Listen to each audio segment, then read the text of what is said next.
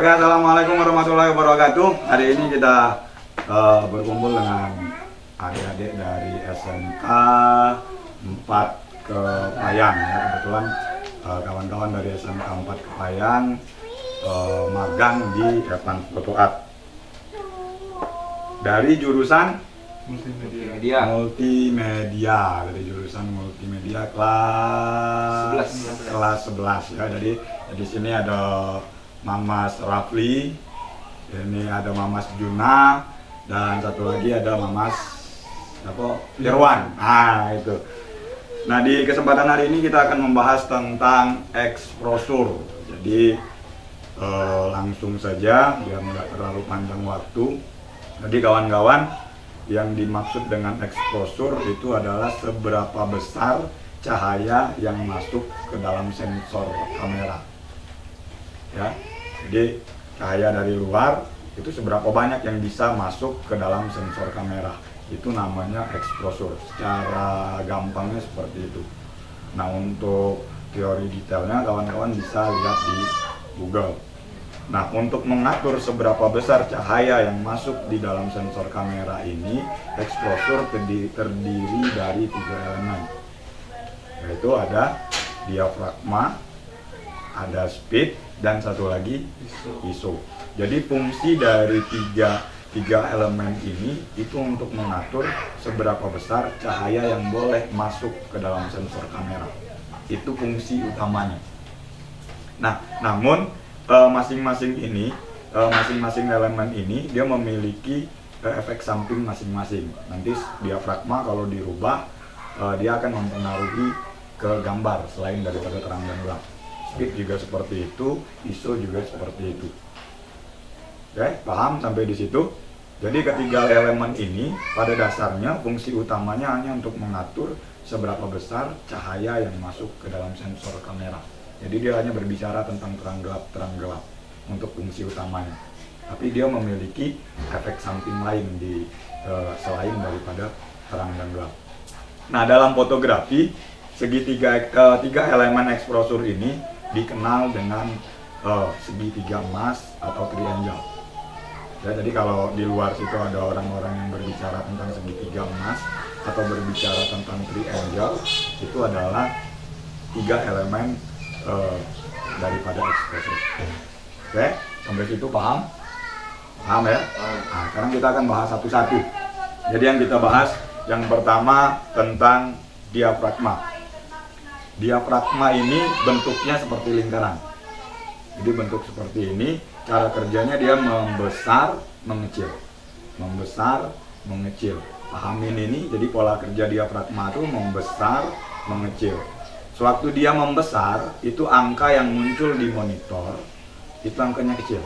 1,2, 1,8, 2,5, 2. Ya, itu diafragma, namanya diafragma besar. Jadi dia terbalik, angkanya mengecil, lingkarannya membesar, disebut dengan diafragma besar. Nah, kalau angkanya membesar, F9, F10, F11, F12, lingkaran ini mengecil, maka dia disebut diafragma kecil. Oke, kita kembalikan ke fungsi tadi. Dia segitiga eksprosur ini berfungsi untuk mengatur seberapa besar cahaya yang bisa masuk ke dalam kamera. Maka sewaktu kita gunakan diafragma besar, cahaya yang masuk ke dalam sensor kamera jadi banyak atau sedikit? Banyak. Jadi banyak. Maka gambar akan jadi terang. Ya, kalau memahami yang itu, jadi goalnya ada di situ tuh. Nah, waktu diafragmanya mengecil, cahaya yang masuk ke sensor kamera jadi banyak atau sedikit? Sedikit. Maka gambar akan jadi gelap. Oke, jadi pahamin itu dulu. Biar kalian nanti tahu tuh, kalau gambarnya keterangan atau gambarnya kegelapan, dari segitiga eksprosur ini mana yang harus dirubah. Oke, nah ya, jadi itu fungsi utama diafragma. Nah, efek samping dari diafragma ini, sewaktu kita rubah, dia akan membentuk ruang tajam. Ya, membentuk ruang tajam. Jadi waktu kita gunakan diafragma besar, cahaya yang masuk ke dalam sensor kamera itu jadi banyak, terus ruang tajamnya jadi lebih sedikit. maka area lainnya jadi blur. Selain dari diafragma, ruang tajam itu juga dipengaruhi oleh jarak. Semakin jauh jarak kita dari objek, maka area tajamnya akan semakin meluas, akan semakin melebar. Semakin dekat kita dengan objek, maka area tajamnya akan semakin mengecil. Paham? Oke, untuk lebih bisa memahami, kita akan coba di lapangan. Oke? Oke, kita langsung ke keluar. Nah, dikat dulu.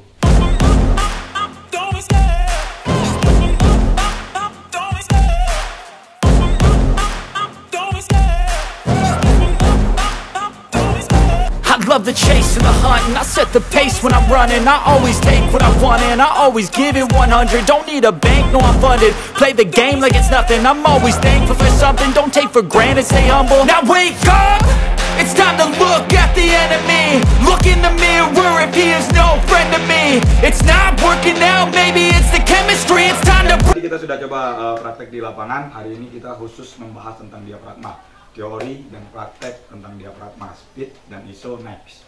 Ya, biar kawan-kawan bisa paham satu persatu. Oke, mulai dari Rafli aja nih. Mulai dari Rafli, setelah coba tadi, bisa Rafli pahami tidak fungsi dari diafragma itu sendiri, fungsi dan efek samping? Ya, menurut Rafli udah bisa lah mas. Paham ya? Tidak ada Ya, kendala ya? diafragma udah aman. Oke. Juna, aman ya? Bisa dipahami ya? Irwan? Aman juga ya. Cuman untuk Irwan tadi, untuk tombol Irwan kalau ini keras, berarti tangan Irwan ini gini nih. Jadi di sini nih. Ini tak kena nih. Jadi tangannya letakkan di sini ya, biar dia jadi lebih mudah. Nah itulah yang suka mengganjal.